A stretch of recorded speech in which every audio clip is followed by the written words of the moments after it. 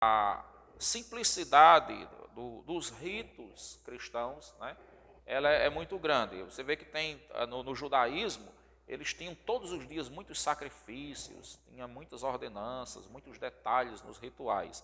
Já o cristianismo, Jesus, ele deixa como ordenança apenas o batismo e a Santa Ceia. Aí, como a gente vem respondendo à pergunta da irmã, né? Quando nós nos batizamos, nós passamos a participar, nos tornamos membros da igreja e passamos a participar do culto de Santa Ceia. O culto de Santa Ceia, ele é um culto que traz muita responsabilidade, né? Porque a Bíblia diz que nós devemos participar do pão e do vinho dignamente. E se nós participarmos em pecado, participarmos de alguma forma que não sejamos considerados dignos diante do Senhor, nós nos tornamos réus do corpo e do sangue. Então, o que a igreja ela faz? Por exemplo, quando o membro ele não é casado, né? Ele vive com uma pessoa, tem uma união estável, mas ele não é oficialmente casado. Então, a igreja ela geralmente conversa com o casal, né? E vê a possibilidade de haver um casamento, né? A igreja vai estar apoiando, vai estar ajudando no que for necessário para que isso aconteça. E se não for possível, geralmente a igreja não batiza. Por quê? Porque ela vai estar evitando que a pessoa ela venha receber o batismo e depois ela possa, né, vai participar da Santa Ceia. A Bíblia diz ali que muitos estavam fracos e doentes e não havia poucos que tinham dormido, que tinham morrido como uma consequência punitiva de Deus, porque eles estavam participando indignamente. Então a igreja aconselha, orienta nesse sentido, né? Então ele, continuando aqui, ele diz assim, olha, em virtude do seu caráter sagrado, estas cerimônias são descritas às vezes como sacramentos, ou seja, coisas sagradas. Também são chamadas ordenanças, porque são cerimônias ordenadas pelo Senhor Jesus Cristo. A preparação dos candidatos. Só devem ser batizadas as pessoas que tiverem reconhecido o seu pecado, tiverem se arrependido e aceitado Jesus Cristo como seu salvador pessoal. Então nós já falamos sobre isso, conforme demonstra o texto também aqui de João, né? O ministro ensinará a estas pessoas as doutrinas cristãs, acompanhando o texto bíblico com um manual de doutrinas bíblicas cristãs. Quando estiver convencido da convenção genuína desses candidatos, ele lhes instruirá sobre a necessidade do batismo em água.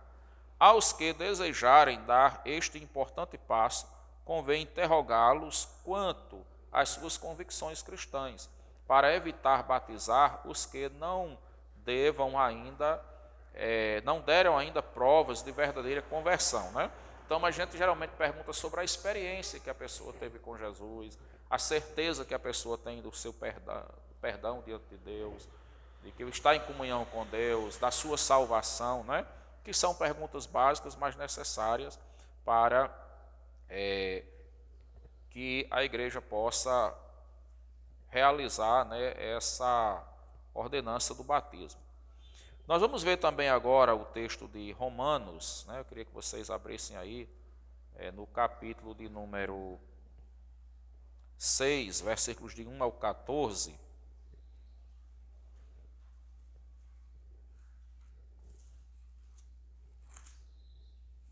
Onde nós teremos mais algumas orientações sobre o batismo.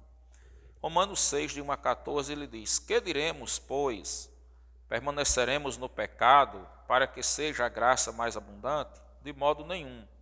Como viveremos ainda no pecado, nós os que para ele morremos? Ou porventura ignorais que todos nós que fomos batizados em Cristo Jesus, fomos batizados na sua morte?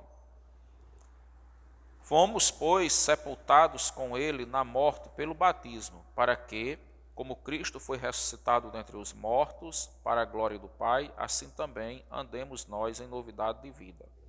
Porque, se fomos unidos com ele na semelhança da sua morte, certamente o seremos também na semelhança da sua ressurreição. Sabendo isto, que foi crucificado com ele o nosso velho homem, para que o corpo do pecado seja destruído, e não sirvamos o pecado como escravos, porquanto quem morreu está justificado do pecado. Ora, se já morremos com Cristo, cremos que também com ele viveremos, sabedores de que, havendo Cristo ressuscitado dentre os mortos, já não morre, a morte já não tem domínio sobre ele. Pois, quanto a ter morrido, de uma vez para sempre morreu para o pecado, mas quanto a viver, vive para Deus. Assim também vós considerai-vos mortos para o pecado, mas vivos para Deus em Cristo Jesus. Não reine, portanto, o pecado em vosso corpo mortal, de maneira que obedeçais às suas paixões. Nem ofereçais cada um os membros do seu corpo ao pecado como instrumentos de iniquidade, mas oferecei-vos a Deus como ressurretos dentre os mortos, e os vossos membros a Deus como instrumentos de justiça, porque o pecado não terá domínio sobre vós, pois não estáis debaixo da lei, e sim da graça. Bom, nós vemos aqui nesse texto alguns símbolos do pecado, né? No versículo 3, por exemplo, ele diz assim: ou porventura ignorais que todos nós, que fomos batizados, em Cristo Jesus fomos batizados na sua morte. Então, o batismo, ele representa a morte para o pecado, né? A morte para o mundo, o sepultamento dos pecados. No versículo 4 ele diz assim: fomos, pois, sepultados com ele na morte pelo batismo, para que, como Cristo foi ressuscitado dentre os mortos para a glória do Pai, assim também andemos nós em novidade de vida. Então, o batismo também representa o quê? A lavagem dos nossos pecados, né? É a morte com Cristo, morremos para o pecado, morremos para o mundo e ressuscitamos com ele, onde a Bíblia diz que nós somos feitos novas criaturas. Agora, a pessoa que aceitou Jesus, ela quando vai se batizar, esse ritual do batismo, como nós temos dito, ele é o simbolismo de um batismo que já aconteceu. Na verdade, você já foi batizado na conversão, que é o batismo com o Espírito Santo. Esse batismo público em água, ele deve acontecer para que nós cumpramos uma ordenança, né, da justiça de Deus, mas ele é a representação de um batismo que já aconteceu. Por isso que a gente diz que o batismo ele não salva. Se a pessoa que aceitou Jesus, ela morrer sem ser batizada em água, ela vai para o céu do mesmo jeito. Agora, é importante que ela seja batizada para cumprir a palavra de Deus e para que ela possa, como membro da igreja, desempenhar as funções no reino de Deus, né? Porque quando você é batizado, você está apto para assumir funções que são importantes na igreja, desempenhar ministérios, trabalhar no reino de Deus de uma forma mais oficial, né? Não que a pessoa que não é batizada ela não possa exercer algumas funções, mas ela passa, a igreja tem uma responsabilidade maior com ela, ela tem uma responsabilidade maior com a igreja, e a pessoa passa a trabalhar de uma maneira mais oficial, vamos assim dizer, no reino de Deus. O próprio Jesus, ele apresentou-se, né, aqui mesmo em Mateus, onde nós estávamos, no capítulo 3, nós vamos ver o próprio Jesus cumprindo essa ordenança. Veja, quando Jesus se apresenta a João para ser batizado, João ele se recusa a batizar Jesus, né? Por quê? Porque João ele realizava o batismo de arrependimento de pecados.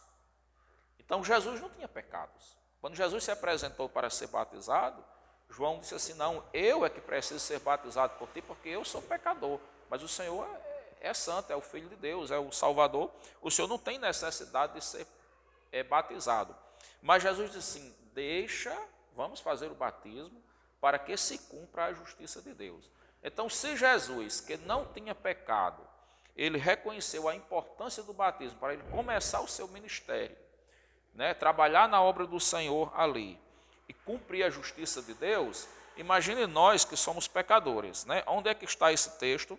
O texto está a partir do versículo 11, Mateus 3:11, João ele dá o testemunho de Cristo, né? Ele declara o motivo pelo qual ele batizava os irmãos e fala a respeito do batismo maior, que é o batismo com o Espírito Santo, que é realizado por Cristo na hora da nossa salvação. Ele diz assim: eu vos batizo com água para arrependimento. Então, o batismo em águas é o batismo de confissão de pecados, né? Mas aquele que vem depois de mim é mais poderoso do que eu, cujas sandálias não sou digno de levar. Ele vos batizará com o Espírito Santo e com fogo. A sua pá ele a tem na mão e limpará completamente a sua eira. Recolherá o seu trigo no celeiro, mas queimará a palha em fogo inextinguível. Versículo 13. Por esse tempo, dirigiu-se Jesus da Galileia para o Jordão, né? A gente lembra que lá no comecinho, no versículo 6, a Bíblia diz que João, ele batizava as pessoas, no versículo 5, no Rio Jordão, né? Jesus vai para o Jordão a fim de que João o batizasse. Versículo 14. Ele, porém, o dissuadia, dizendo: eu é que preciso ser batizado por ti, e tu vens a mim? Mas Jesus lhe respondeu, veja bem o que diz o versículo 15: deixa por enquanto, porque assim nos convém cumprir toda a justiça. Então ele o admitiu, né? Então veja que João, ele dissuadia, ele argumentou, tentando convencer a Jesus de que Jesus não tinha necessidade de ser batizado, porque Jesus não era pecador. Mas Jesus vai mostrar a necessidade do batismo até para ele, para que ele possa cumprir a justiça de Deus, aquilo que Deus determinou, como o batismo é um dos ritos, uma das ordenanças da vida cristã. Se o cristão ele aceita Jesus, ele tem um tempo nessa terra para ser batizado, ele deve sim ser batizado, né? Deve se preparar para ser batizado.